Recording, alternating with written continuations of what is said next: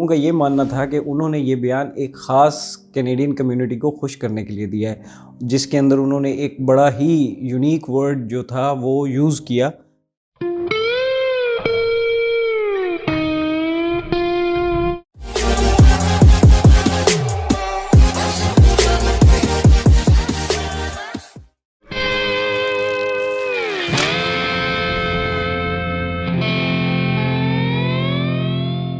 अस्सलाम वालेकुम। जैसे कि हमने आपको अपनी लास्ट वीडियो में बताया था कि हम आपके लिए इंडो कनाडा रिलेशंस के ऊपर एक नई वीडियो लेके आ रहे हैं। इस वीडियो का मकसद सिर्फ़ ये है कि आपको ज़्यादा से ज़्यादा इंफॉर्मेशन प्रोवाइड की जाए जो कि आपके लिए हेल्पफुल हो इंडिया और कनाडा के रिलेशनशिप को समझने के लिए। Let's start the video. Canadian PM Justin Trudeau took a very controversial stand जब उन्होंने इंडिया से रिलेटेड एक बयान दिया जिसमें उन्होंने एक वर्ड जिसको क्रेडिबल एलिगेशंस कहा गया। On September 18, 2023 Canadian PM took a very controversial stand. इस कंट्रोवर्सी की वजह ये थी कि उन्होंने इंडिया से रिलेटेड एक बयान दिया जिसको लोगों ने इस तरीके से लिया that the people termed it as a hunger for power, कि लोगों का ये मानना था कि उन्होंने ये बयान एक ख़ास कैनेडियन कम्युनिटी को खुश करने के लिए दिया है, जिसके अंदर उन्होंने एक बड़ा ही यूनिक वर्ड जो था वो यूज़ किया, क्रेडिबल एलिगेशंस, कि उनके पास इस बात के प्रूफ मौजूद हैं कि इंडियन गवर्नमेंट जो है वो एक कैनेडियन सिटीज़न हरदीप सिंह निज्जर जो कनाडा में रिहाइश पजीर थे ब्रिटिश कोलंबिया में, उनके कत्ल में मुलव्वस है। जिस बयान को इंडिया ने तो एब्सर्ड करार दिया है और बदले में इल्ज़ाम आयद किया है कि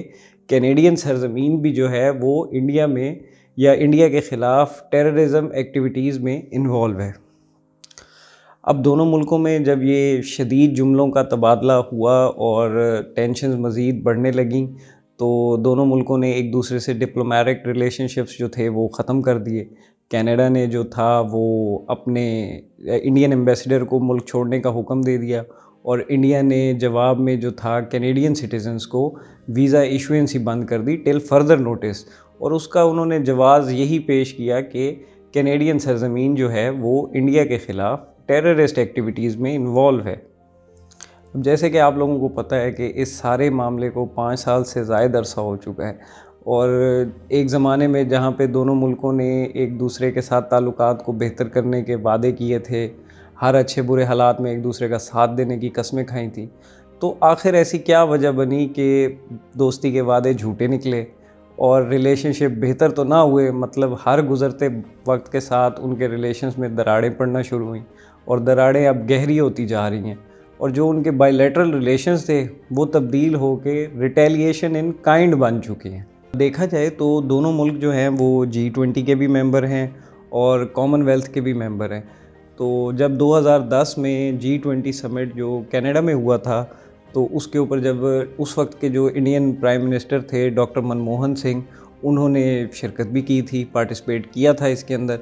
उसके बाद फिर एक 5 साल की लंबी खामोशी आपको देखने को मिलती है और ये खामोशी तब टूटी जब 2015 में जोसेफ स्टीफन हार्पर कनाडा के प्राइम मिनिस्टर रहे थे। उन्होंने प्राइम मिनिस्टर नरेंद्र मोदी को कनाडा के 2 रोज़े सिफारती दौरे की दावत दी। अब वो उसका जवाब ये दिया कि 2015 में नरेंद्र मोदी 2 रोज़ा दौरे पे कनाडा भी गए, लेकिन ये जो दौरा था ये कोई इतना ख़ास फ्रूटफुल साबित नहीं हुआ क्योंकि 2015 में कनाडा ख़ुद इलेक्शंस की तरफ जा रहा था, तो वो कोई ऐसी एडमिनिस्ट्रेटिव पॉलिसी या कोई ऐसी बिज़नेस डील जो थी वो क्रैक ना हो सकी। लेकिन ये था कि 2015 में नरेंद्र मोदी ने दौरा ज़रूर किया था, सिफारती दौरा जिसको हम कहेंगे, बायलैटरल रिलेशंस को बेहतर करने के लिए जो दौरा किया गया वो 2015 में।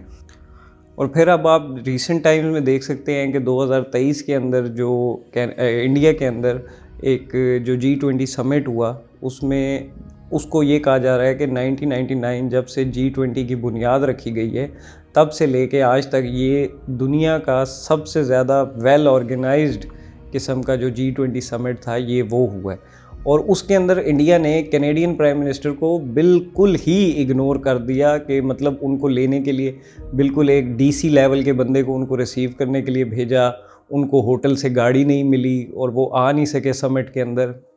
तो मतलब इस तरह की चीज़ें उनके साथ की गई और बाद में इसको जो था वो गैर इरादी करार दे दिया गया। लेकिन अगर आप G20 की जो ऑर्गेनाइजेशन थी, जिस किस्म की वेल मैनेज और वेल प्लान्ड किस्म की जो ये की गई समिट किया गया, उसके अंदर अगर आप ये कहें कि कैनेडियन प्राइम मिनिस्टर जो थे वो गैर इरादी तौर पे इग्नोर हो गए, तो आई डोंट थिंक सो ये इरादी तौर पे इंडिया ने उनको वहाँ पे इग्नोर किया। अगर आप देखें तो हम ये कह सकते हैं कि जो इंडिया और कनाडा के रिलेशंस हैं उसमें कोई बहुत बड़ी ट्रेड दोनों मुल्कों की जानिब से नहीं की जा रही, मतलब एक बड़ी नॉमिनल सी ट्रेड करते हैं। और थोड़ा सा ये होता है कि जो थर्ड वर्ल्ड कंट्रीज़ हैं उनके जो लोग होते हैं वो बाहर के मुल्कों में इन्वेस्टमेंट करना ज़्यादा पसंद करते हैं। तो ऐसे काफ़ी सारे इंडियंस हैं जिन्होंने बहुत बड़ी और हैवी इन्वेस्टमेंट्स जो हैं वो कनाडा के अंदर की हुई हैं, रियल एस्टेट के अंदर है, पेट्रोलियम के अंदर है, या फिर उसके अलावा आप यूँ कह लें कि और भी जो दीगर वहाँ पे कारोबार हो रहे हैं उसके अंदर उनकी इन्वेस्टमेंट्स है। और रिलेशन इंडिया और कनाडा के सारे इस छोटी सी ट्रेड के ऊपर और इस छोटे से एक इन्वेस्टमेंट का जो एक पहलू है उसके ऊपर बेस कर रही हैं। दोनों मुल्कों के दरमियान जो तलखी है, जो ताल्लुकात का जो अदम एतमाद एक दूसरे के ऊपर जो कायम है, उसका अंदाज़ा आप यहाँ से भी लगा सकते हैं कि जो जो पहला इंडिया का सफारती दौरा किया गया था एक कैनेडियन प्राइम मिनिस्टर जिनका नाम जीन चेरिटियन था, जिसके अंदर वो अपने साथ जो कनाडा की 10 प्रोविंसेस हैं उनमें से 8 के जो स्टेट हेड्स थे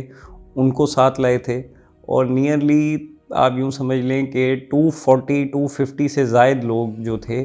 जो टॉप बिज़नेस लीडर्स थे कनाडा के, वो उनको भी अपने साथ लेके आए थे। जिसके साथ साथ उन्होंने बाकी शहरों से हट के मुंबई, कोलकाता, बेंगलुरु से हट के चंडीगढ़ में भी एक कॉन्सुलेट जनरल का इफ्तिताह किया। और वो पहले कैनेडियन प्राइम मिनिस्टर थे कि जिन्होंने गोल्डन टेम्पल का भी विज़िट किया। लेकिन इन सब का आप ये देखें कि कोई फ़ायदा नहीं हो सका ना, कि इसके जवाब में जो बायलैटरल रिलेशंस बेहतर करने के लिए जो सिफारती दौरा नरेंद्र मोदी ने किया, वो उसके कोई तकरीबन आप ये देख लें कि 2015 में मतलब दुनिया को ये बताना चाह रहा था, या वो दुनिया को ये बता रहा था कि we are near to make a nuclear bomb, कि भी हम न्यूक्लियर बॉम्ब बनाने के बहुत ज़्यादा करीब हैं।